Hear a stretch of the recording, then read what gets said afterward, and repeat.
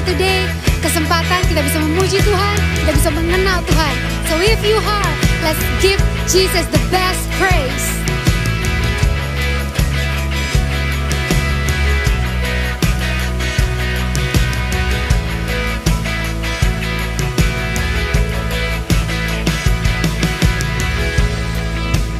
Bersamamu hatiku tenang, aman dalammu. Hadiratmu ku ingin selalu ada dekatmu. Bersujud di kakimu, mulutku menyembahmu, penuhiku dengan kasih-Mu. Shout it out! Siapa yang dapat menggantikanmu? Hanya padamu jiwaku berseru.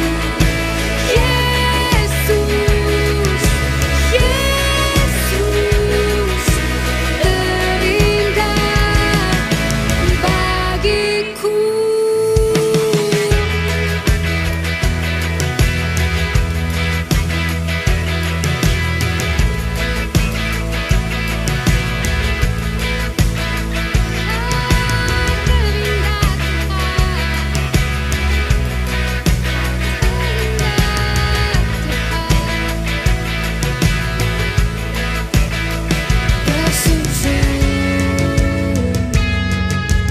Kakimu, mulutku menyembahmu, penuhiku dengan kasih-Mu. Siapa yang dapat menggantikanmu? Hanya padamu jiwaku berseru. Yesus,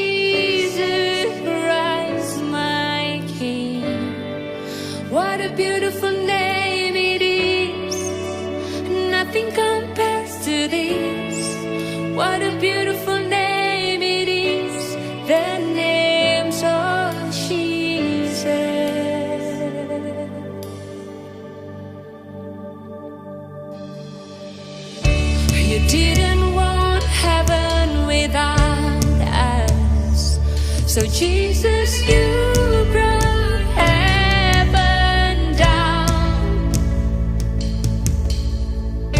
My sin was great, your love was greater. What could separate us now? What a wonderful name it is. What a wonderful name it is. The name of Jesus Christ, my King.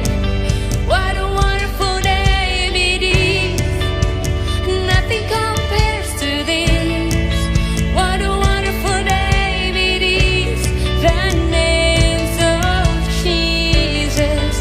What a wonderful name it is. The name of Jesus.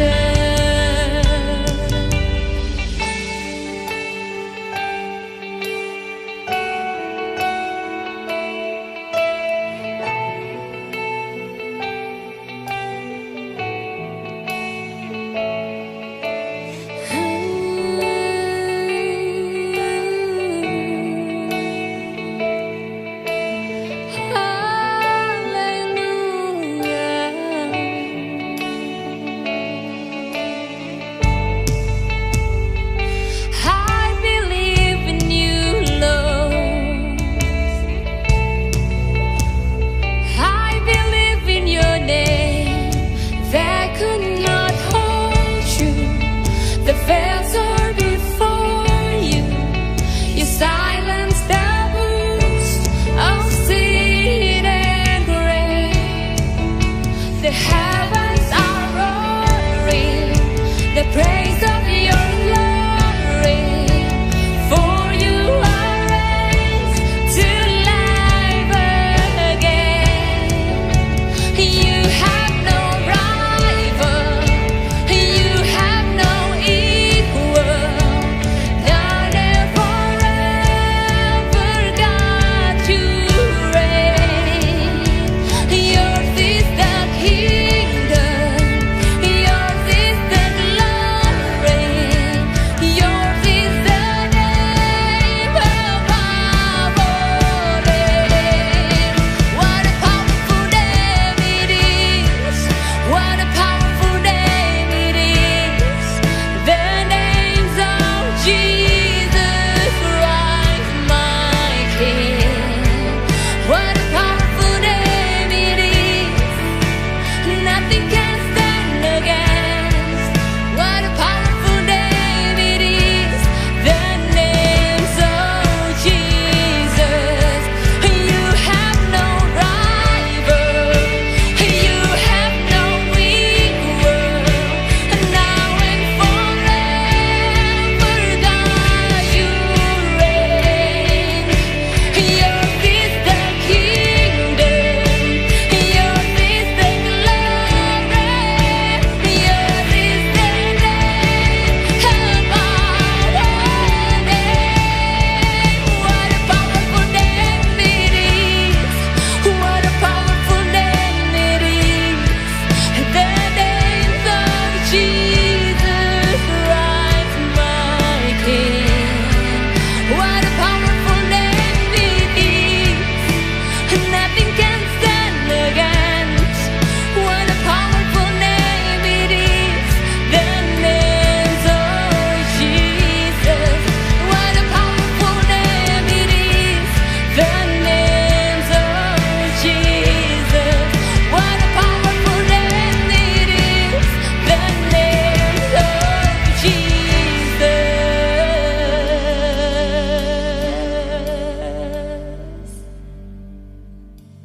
Bapak Surgawi, terima kasih untuk nama di atas segala nama. Nama yang memberikan kekuatan, nama yang memberikan kesembuhan. Bahkan namamu memberikan jaminan keselamatan bagi setiap umat manusia yang percaya kepadamu.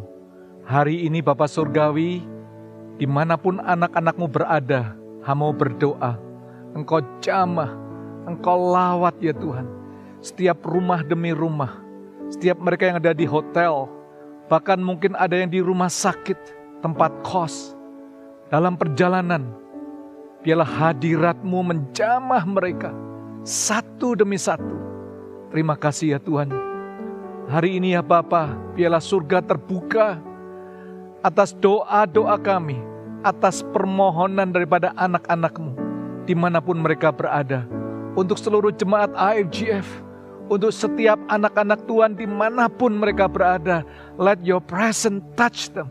Hadirat-Mu menjamah mereka, memberikan kesembuhan, kelegaan, kebebasan. Karena nama itulah, nama di atas segala nama. What a beautiful name. Terima kasih ya Bapa. Terima kasih ya Tuhan Yesus. Hari ini siapkan hati kami ya Tuhan, untuk ambil bagian di dalam tubuh dan darah-Mu, untuk mengingat akan karya-Mu yang begitu luar biasa. Semua yang percaya katakan, amin, amin, amin, amin. Wow, good morning church, dimanapun Anda berada, biarlah tubuh dan darah daripada Yesus Kristus memberikan kelepasan di dalam setiap kehidupan kita semuanya. Ayo jemaat IFGF dimanapun Anda berada, ambil e-Bible Anda, Alkitab Anda, kita deklarasikan. Bukan hafalan, tapi deklarasi iman kita akan apa yang Allah telah lakukan, akan lakukan di dalam kehidupan kita semuanya. Are you ready church? Inilah kabar baik, saya diselamatkan oleh kasih karunia Allah, bukan oleh perbuatan saya. Saya dibenarkan, saya diubahkan, dan saya diberkati di dalam Dia. Sekarang saya tahu, segala sesuatu terjadi dalam hidup saya untuk kebaikan, karena saya dipanggil sesuai dengan rencananya. Bersama kita hidup untuk kemuliaan Allah. People is our mission. Connect with God. Make disciples.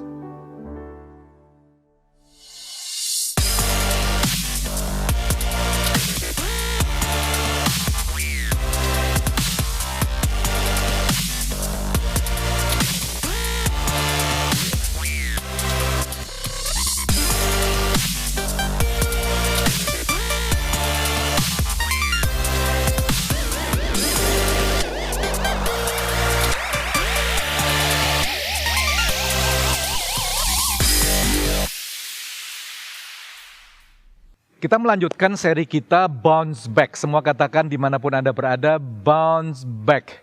Kita telah belajar dasar daripada untuk kita mantul, bangkit kembali. Apapun penderitaan, tantangan yang terjadi dalam kehidupan kita semuanya. Kita juga belajar bagaimana meekness, strength under control. Meekness bukan weakness, amazing message yang Anda telah dengar beberapa minggu ini. Hari ini saya akan membicarakan yang terpenting.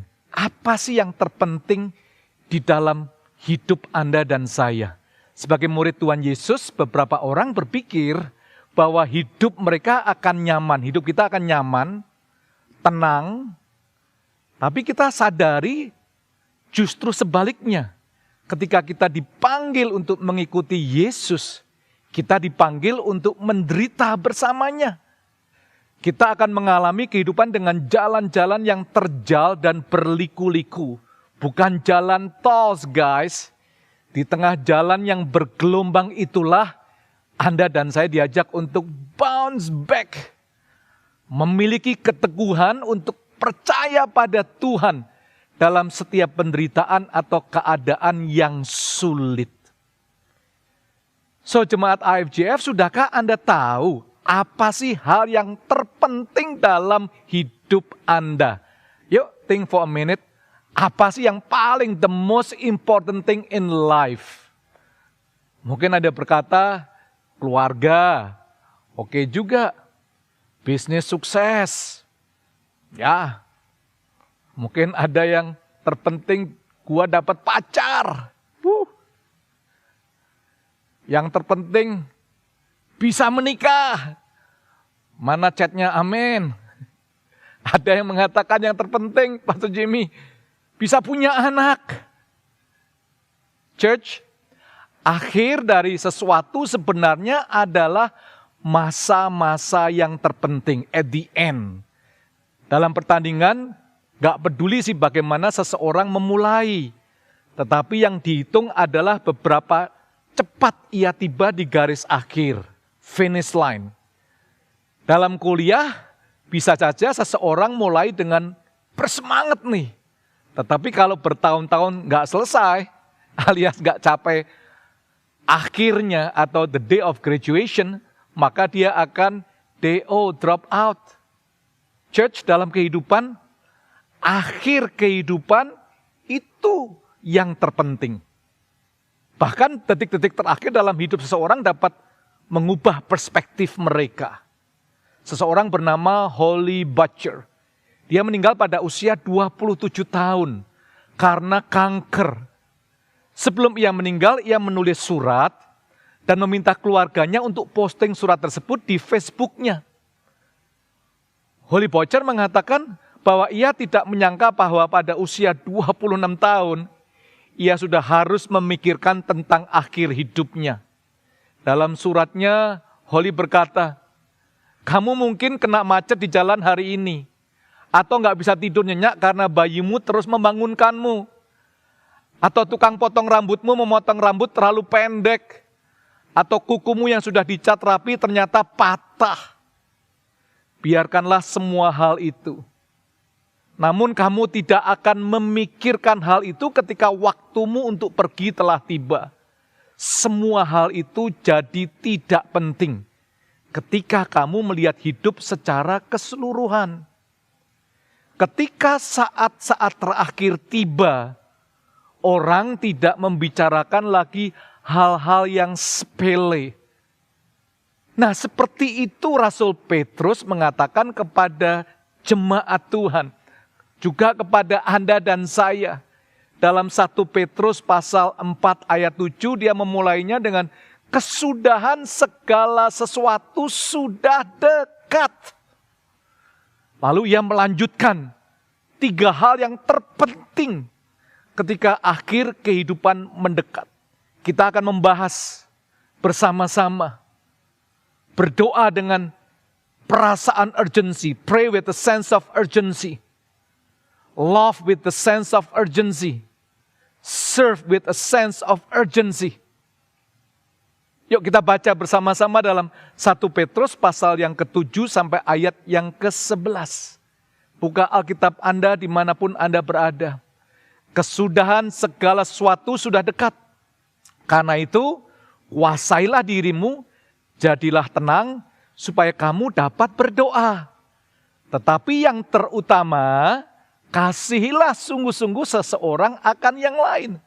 Sebab kasih menutupi banyak segala dosa. Berilah tumpangan seseorang akan yang lain, dengan tidak bersungut-sungut.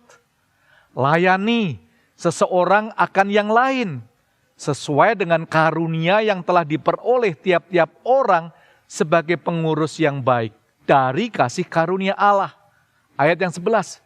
Jika ada orang yang berbicara, baiklah ia berbicara sebagai orang yang menyampaikan firman Allah. Jika ada orang yang melayani, baiklah ia melakukannya dengan kekuatan yang dianugerahkan Allah. Supaya Allah dimuliakan dalam segala sesuatu karena Yesus Kristus. Ialah yang empunya kemuliaan dan kuasa selama-lamanya. Amin. So, Petrus mengajak kita untuk memikirkan yang terpenting. The most important things in life at the end. Yang pertama, pray with a sense of urgency. Berdoa dengan perasaan urgency. Maka itu dia mulai dalam ayat yang ke-7 guys. Kesudahan segala sesuatu sudah dekat. Karena itu kuasailah dirimu dan jadilah tenang. Supaya kamu dan saya dapat berdoa. Petrus dan jemaat yang ia pimpin sedang masa itu menghadapi penderitaan yang kemungkinan akan bertambah dahsyat pada masa-masa mendatang. Maka itu dia menuliskan di dalam ayat ke-7 tadi. The end of all things is at hand. Kata-kata the end terakhir dalam bahasa aslinya adalah telos. Artinya komplit. Selesai dengan penuh. Tujuan yang telah dicapai. Nah, kata ini biasanya digunakan untuk menggambarkan akhir hidup atau untuk akhir zaman. Nah, seringkali beberapa teolog menanggapi hal ini dengan menyatakan bahwa Petrus memperkirakan bahwa gereja akan ditekan, mungkin dihabisi, dan hidup mereka akan berakhir. Beberapa teolog lagi mengatakan bahwa Petrus menulis tentang akhir zaman, seperti yang ia lanjutkan dalam suratnya di 2 Petrus. Petrus menyangka hidup mereka mungkin sudah di akhir.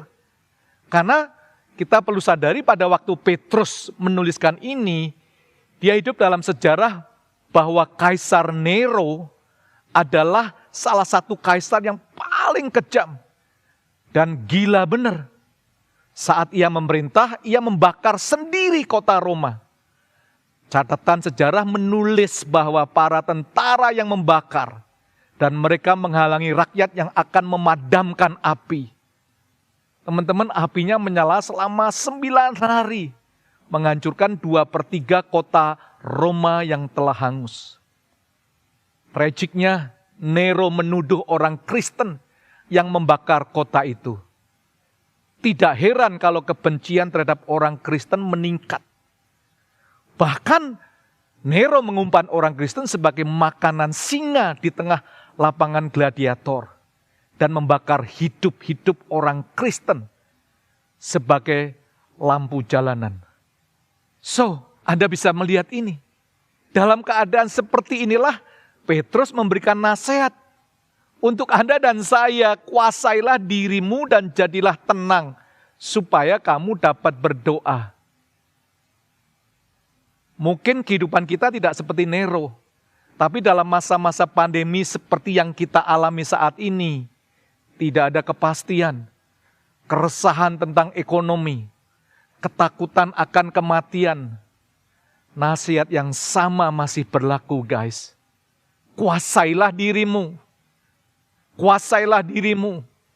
Dari kata aslinya, soproneo. Soproneo memberikan konteks yaitu memiliki pikiran yang tepat, sehat ingatan, sound mind, memiliki pemahaman yang pas tentang kehidupan supaya dapat bertindak dengan tepat. Arti lain kata adalah untuk menguasai diri dan tidak menyerahkan diri pada nafsu. Hidup dengan teratur, disiplin, mengerti prioritas bahwa waktu-waktu ini singkat. Petrus menggunakan bahkan grammar tertentu untuk menggambarkan perintah yang harus dilakukan dengan segera, urgent, aorist imperatif, urgent. Lalu dia menambahkan, tidak sekadar menguasai diri, jadilah tenang, jadilah tenang. Seperti lagu yang barusan dirilis oleh A.F. Jeffries, tenanglah. Hope you listen that song. Dari kata asli nepo. Nepo artinya gak mabuk, gak kehilangan self-control, bersikap kalem, seimbang, bisa mengatur diri, sehingga dapat mengevaluasi hal-hal dengan tepat. Setelah menguasai diri, tenang, Petrus mengatakan, supaya kamu dan saya dapat berdoa. Church, kita menyadari waktunya telah singkat. Dan kita memiliki pemikiran yang tepat, tidak menyerahkan diri pada nafsu dan keinginan dunia, melainkan mengambil waktu untuk berdoa. Ketika pikiran kita penuh dengan ketakutan dan kekhawatiran, hati kita nggak tenang, kita sulit berdoa. Padahal dalam situasi yang penuh tantangan, Anda dan saya perlu untuk berdoa. Saya masih ingat, kurang lebih mungkin 2 atau 3 minggu yang lalu, selama pandemi ini kan saya senang sepeda nih guys. Nah saya dapat tantangan untuk tanjakan TB, tanjakan bukan TB nama orang, tapi ini tanjakan Babinsa. Anda bisa lihat ini ya, ketinggiannya cuma 500 meter. Saya pikir tenanglah, saya udah biasa ke Mang Ade yang 1000 lebih, ini TB ya beres deh. Tapi teman-teman, saya dari Karawaci, jaraknya 40 kilo, tanjakannya cuma 2 kilo. Saya pikir santai, I used to. Lalu kita sepeda, saya dengan cepatnya, santainya. Tiba-tiba langsung tanjakannya itu bukan tanjakan yang pelan-pelan langsung naik. Langsung dari mungkin 10, 20, tahu-tahu zet. 300, turun sedikit, tambah lagi zet 400. Saya panik, panas sekali. Gak tahu kemana, saya sendirian. Teman-teman saya di belakang, saya pikir saya paling kuat, saya paling nomor 1. Mang Acong, kalau Anda yang suka goes, pasti ini teman-teman Pastor Ricky yang barusan minggu yang lalu khotbah akan coba ke Mang Acong, jangan ke Mang Ade lagi. Ya kan? Nah saudara, kurang 3 menit, saya lihat kurang 3 menit, tenang deh. Tapi tiba-tiba tanjakan yang terakhir, bam, 500 sekian, hampir 40 derajat. Waktu saya lihat ke atas, hati saya kecil sekali. Saya tidak kuat, saya panik sekali. Untung ada pohon di sebelah kanan, saya sebelah kiri kan. Langsung saya parkir sepeda sebelah kanan. Untung gak ada motor. Saya nafasnya habis. Kenapa saya takut? Karena waktu saya lihat tanjakan, 500 meter. Lalu heart rate saya 172. Maksimum 140. Itu udah max. Dipaksain 160. Ini 170. Lalu saya taruh sepeda saya nggak diparkir, udah saya geletakin itu. Saya berdiri di atas pohon. Saya cari minuman nggak ada. Kehabisan air. Saya udah panik. 5 menit, 10 menit nggak ada orang, mana teman-teman saya di belakang saya. Saya udah berdoa, Tuhan, tolong.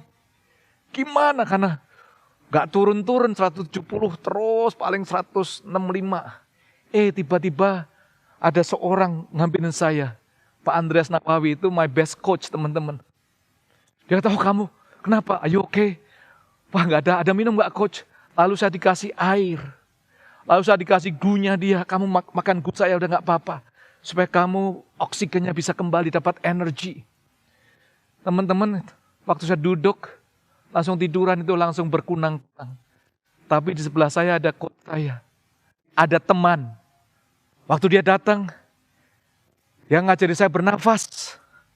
Pelan-pelan dari 170, 160, 150, 130. Akhirnya kita decided, Gojek. Karena gak kuat, tinggi sekali. It's okay. I shall be back. Listen. Menguasai diri, tenang, bisa berdoa. Filipi 4 ayat 6 mengatakan, kamu jangan khawatir tentang apapun juga. Nyatakanlah segala keinginanmu kepada Allah dalam doa dan permohonan dengan ucapan syukur. Ketika kita sulit berdoa sendirian, seperti pengalaman saya tadi di tanjakan Babinsa, mau berdoa sendirian, saya butuh teman. Ingat, HFGF, ketika Anda sulit berdoa sendirian, maka ada teman-teman yang dapat mendukung kita dalam doa. Studi di tahun 2009 mengatakan bahwa ternyata ditemukan bahwa kelompok yang berdoa bersama memiliki tingkat depresi dan kecemasan sangat lebih rendah dibandingkan dengan mereka yang tidak punya kelompok doa. Lalu lebih optimis setelah sesi doa bersama-sama, di mana mereka saling mendoakan dibandingkan dengan kelompok yang tidak mengikuti sesi doa bersama. HFGF Church, ayo. Ketika Anda membutuhkan doa, Anda nggak sendirian. Anda bisa kirim keperluan doa Anda di WA di layar ini. Setiap minggu jam 8 saya ajak untuk prayer lewat Zoom dimanapun Anda berada. Setiap bulan tanggal 1 sampai 3 kita berpuasa dan berdoa bersama-sama. Malamnya bersama-sama berdoa. Anda bisa ikut serta. Anda nggak usah sendirian menghadapi pandemi atau tantangan apapun juga dalam hidup ini. Ada teman-teman, hamba-hamba Tuhan, teman-teman iCare leaders, coach, rekan-rekan Anda yang ingin berdoa bersama Anda. Teman-teman ingat sebelum pandemi terjadi, Saat ini kita bergantung pada Zoom serta konektivitas internet. Padahal sebelum semuanya itu terjadi, Allah telah menciptakan the world greatest wireless connection, yaitu prayer with a sense of urgency. Allah di surga, Anda di sini. Tetapi Ia dapat mendengar Anda dan Anda dapat mendengar Allah berbicara. Keluarga Anda di kota lain dan Anda di Jakarta, Anda bisa saling mendoakan.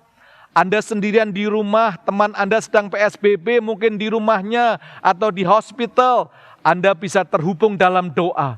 Doa mendekatkan Anda dengan Allah, dengan juga mendekatkan dengan keluarga, rekan yang Anda doakan bersama-sama. Listen, hal yang terbaik yang Anda bisa berikan pada diri sendiri dan orang lain yang sedang dalam penderitaan adalah doa-doa Anda. Saya belajar dalam pandemik ini Tuhan mengajarkan untuk Bible prayer. Baca Alkitab sekaligus berdoa. Frank speaking seringkali gak tahan sih setengah jam, 1 jam doa tiap hari. Tapi akhir-akhir ini saya belajar lewat Bible prayer. 1 jam dengan cepat, we enjoy reading and then kita intercession. Kita intercede, kita bersyafaat sambil kita membaca firman. Ayo coba jemaat IFGF. Petrus mengajak untuk kita hidup dalam komunitas kerajaan, kingdom community, di dalam kehidupan doa demi doa. Apa sih yang terpenting? Yang kedua, ingat. Yang terpenting adalah love with a sense of urgency. Mengasihi dengan perasaan urgency. Ayat 8, tetapi yang terutama above all, kasihlah sungguh-sungguh seseorang akan yang lain.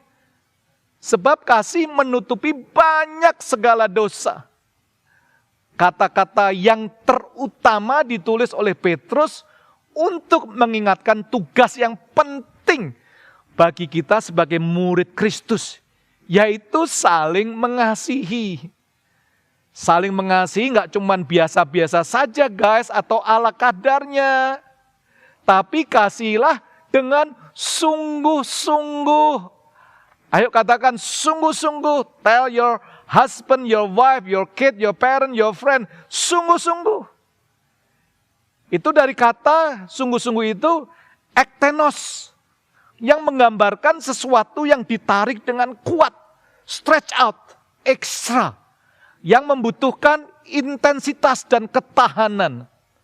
Kata ini, ektenos ini, digunakan untuk menggambarkan seekor kuda yang kakinya dilebarkan maksimal saat melompat. Kata yang sama digunakan untuk menggambarkan otot yang ditarik hingga batasnya. Dan dalam dunia atletik Yunani saat itu digunakan untuk menggambarkan seseorang pelari yang menggunakan ototnya dengan maksimum, menarik, memaksa hingga batas atas untuk memenangkan pertandingan. Gambaran seperti inilah yang Petrus berikan ketika kita diminta untuk mengasihi seseorang akan yang lain, guys. Pandemik COVID ini masih berlangsung. Kita nggak tahu kapan berhenti. Kita pikir vaksin beres, tapi tiba-tiba merebak lagi varian yang lain dari India tanpa terkontrol. Orang-orang kehilangan keluarga yang dikasihinya. Yang lain kehilangan pekerjaan, bisnis. Ada teman kita yang terpaksa tinggal sendirian berbulan-bulan. Karena lockdown, gak bisa bertemu dengan keluarga dan teman-teman. Di tengah ketidakpastian ini, yang sangat kita butuhkan adalah kepedulian dari satu sama lain. Bukan kepedulian ala kadarnya church, tetapi kepedulian yang ekstra. Karena kita menghadapi tantangan yang serba ekstra. Saya membaca sebuah artikel bahwa kesepian bisa berakibat depresi. Memiliki lingkungan sosial, keluarga, teman, bahkan iCare membantu meningkatkan kesehatan fisik dan psikologis kita. Sebaliknya jika tidak ada dukungan sosial, ternyata erat hubungannya dengan depresi dan kesepian. Yang pada akhirnya mengubah struktur otak dan memicu penyalahgunaan alkohol, penyakit jantung, depresi dan keinginan bahkan untuk bunuh diri. Tetapi justru di masa pandemi ini, di saat kita paling membutuhkan dukungan, kita nggak bisa saling bertemu. Jadi gimana dong? Church, ada banyak cara untuk menyatakan kepedulian dan kasih Anda. Yang jelas kita diajak untuk tertanam dalam iCare. Kantong anggur baru dalam ibadah-ibadah kita. Ambil waktu untuk menelpon, WA, Zoom, gocekin makanan, doakan orang lain, beritahu bahwa I pray for you. Dengarkan orang lain, dengarkan cerita mereka, apa yang mereka butuhkan. Sebaliknya jika Anda membutuhkan dukungan, jangan segan menelpon teman Anda, leaders iCare Anda, pastoral team, siapapun orang-orang dalam komunitas kerajaan. Untuk membuat perubahan dalam kehidupan seseorang, Anda tidak perlu menjadi orang yang brilian, kaya, cantik, atau sempurna. Anda hanya perlu peduli. Yohanes 13 ayat 34 sampai ayat 35. Aku memberikan perintah baru kepada kamu, yaitu kamu saling mengasihi. Sama seperti aku telah mengasihi kamu. Demikian pula kamu harus saling mengasihi. Dengan demikian semua orang akan tahu bahwa kamu adalah murid-muridku juga. Yaitu jikalau kamu saling mengasihi. Guys, love covers a multitude of sins. Kasih menutupi banyak dosa. Petrus ini di bawah inspirasi daripada Roh Kudus, so brilliant. Karena kasih yang demikian inilah yang dibutuhkan dalam komunitas-komunitas kerajaan atau di dalam iCare di IFGF. Sering ketemu, mungkin konflik, gesek satu dengan yang lain, tahu kelemahannya. So this kind of love is action love yang bisa menutupi kelemahan satu dengan yang lain. Saya teringat Amsal 10 ayat 12, kebencian menimbulkan pertengkaran, tetapi kasih menutupi segala pelanggaran.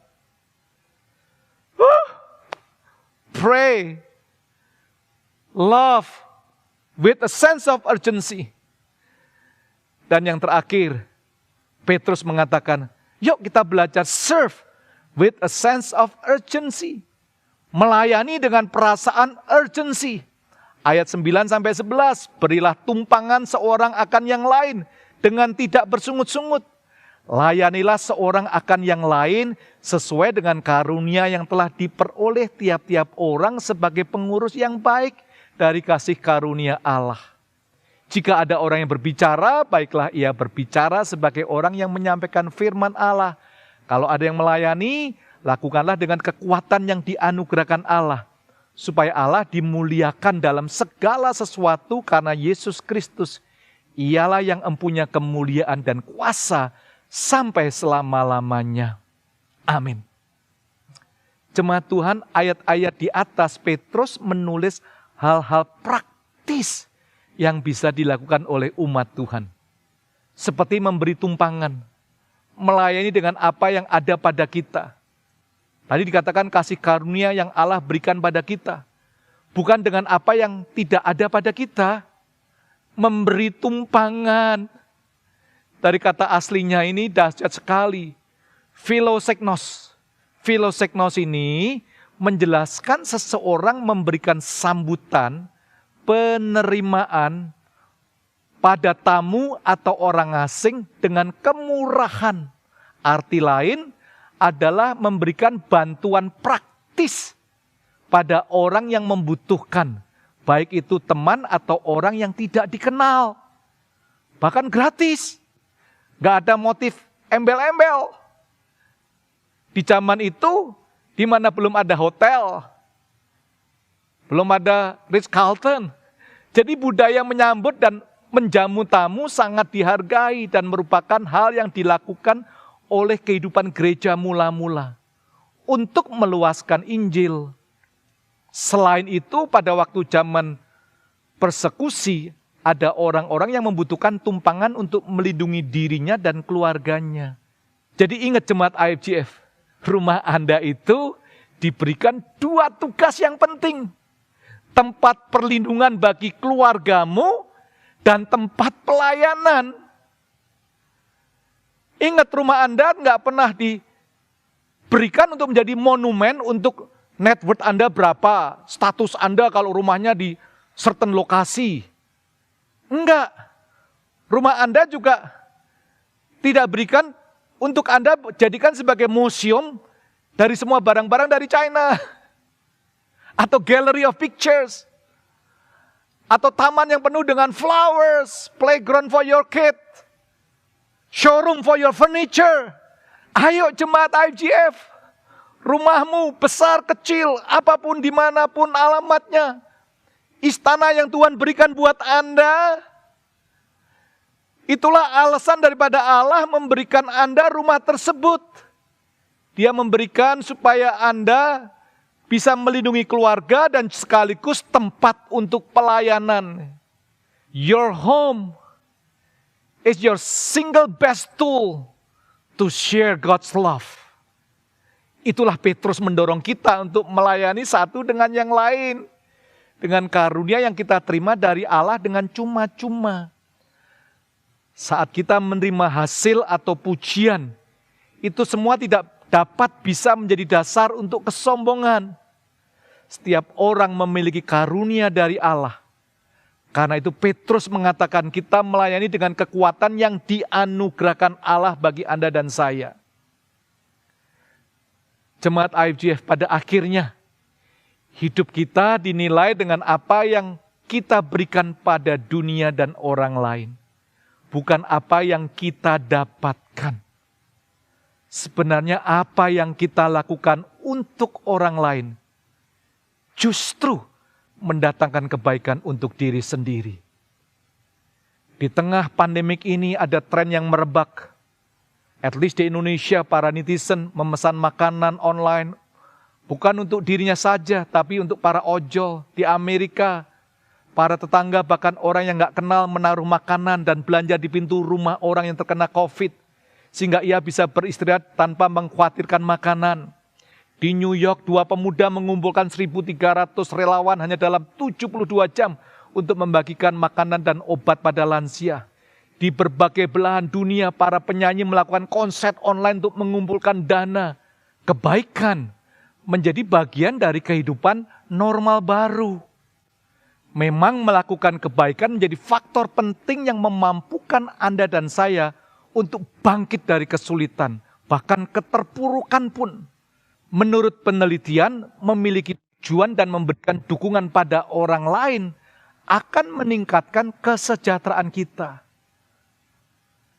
Adam Grant, psikolog dari Wharton, mengatakan ada banyak bukti bahwa obat anti khawatir adalah kemurahan hati.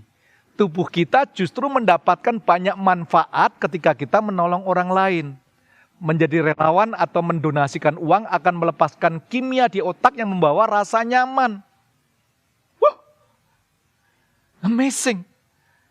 Beberapa penelitian lain mengatakan bahwa para relawan memiliki tingkatan stres yang lebih rendah saat mereka bertugas melakukan kebaikan. Menolong, memberikan bantuan, nasihat, menolong teman dalam belajar justru mendapatkan manfaat yang lebih bagi dirinya sendiri. Apa sih yang Petrus katakan? Orang yang berkorban atau menolong orang lain dapat mengatasi tantangan hidupnya dengan lebih baik. Jadi kita perlu keluar dari kehidupan kita dan mencari arti yang lebih besar dari sekedar aku, hidupku, milikku. Bahkan setelah pandemi berlalu, kita perlu membangun kehidupan yang lebih besar dari diri kita sendiri.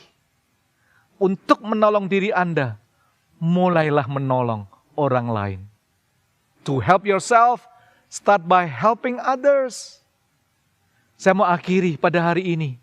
Ayo jemaat IFGF, apa sih yang terpenting? Gak ada seorang pun pada akhir hidupnya yang meributkan bahwa seharusnya ia menumpuk harta lebih banyak lagi. Ia harus ke kantor lebih lama lagi. Ia harus membeli pakaian yang lebih lagi tren atau hal yang lain. Ketika hidup hendak berakhir, at the end of all things, orang hanya memikirkan yang terpenting. Petrus mengajak kita untuk bounce back. Hal yang terpenting. 3 hal itu sebenarnya adalah ekspresi, manifestasi daripada tantangan kita, murid-murid Yesus Kristus, untuk memikul salib kita setiap hari. Hubungan vertikal dan hubungan horizontal. Miliki nilai-nilai yang terpenting. Bapa Surgawi, terima kasih buat hari ini. Biar setiap jemaat IFGF, teman-teman, siapapun yang mendengar firman-Mu pada hari ini, mulai memikirkan hal-hal yang terpenting. Karena pada akhir dari segalanya, Engkau mau untuk kami menguasai diri kami dan menjadi tenang. Supaya setiap kami bisa berdoa, bisa mengasihi, bisa melayani. Tidak ala kadarnya, tapi dengan sebuah urgency. Bless everyone. Berkati setiap kami semuanya. Jemaat Tuhan, pada hari ini jika engkau mendengar firman Tuhan, melakukan dengan segenap hatimu, Allah akan mengangkat engkau di atas bangsa-bangsa. Allah akan memberkati engkau berlimpah-limpah, sehingga engkau tidak meminta pinjaman, melainkan memberikan pinjaman. Allah akan mengangkat engkau menjadi kepala, bukannya ekor. Hidupmu dipenuhi dengan iman, pengharapan, dan kasih. Sehingga apapun yang kau lakukan dalam nama Tuhan Yesus Kristus, Dia akan membuat engkau berhasil. Hari ini sampai selama-lamanya. Semua yang percaya katakan, amin, amin, amin. Stay connected dalam akhir-akhir Anda. May God bless you. See you next week, church. God bless.